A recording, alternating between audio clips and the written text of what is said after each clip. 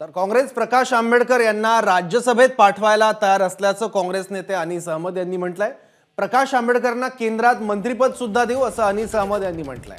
आंबेडकरांनी अकोल्यातून माघार घ्यावी अशी मागणी काँग्रेसची आहे। प्रकाश आंबेडकरांसोबत समझोता करायला आम्ही तयार असल्याचंही अहमद यांनी म्हटलंय।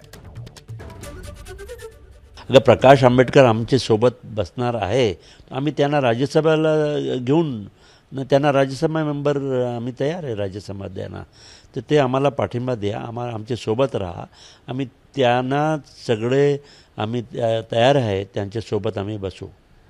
त्यांना राज्यसभा देणं म्हणजे त्यांनी माघार घ्यावी अकोलामधून, कारण त्यांनी पण उमेदवारी दाखल केली आहे। डॉक्टर अभय पाटील जे तुमचे उमेदवार त्यांनी पण उमेदवारी दाखल केली आहे, माघार कोणी घ्यावी? ते प्रकाश आंबेडकर आमचे मोठे भाऊ आहे, आम्ही त्यांना खूप सपोर्ट केलेला आहे। मागे ते आमच्या सोबत होते, त्यांनी मागच्या वेळ सुशील कुमार शिंदे साहेब आणि त्या अकोलामध्ये 2-2 जागा लढले, एकही त्यांनी जिंकू येत नाही।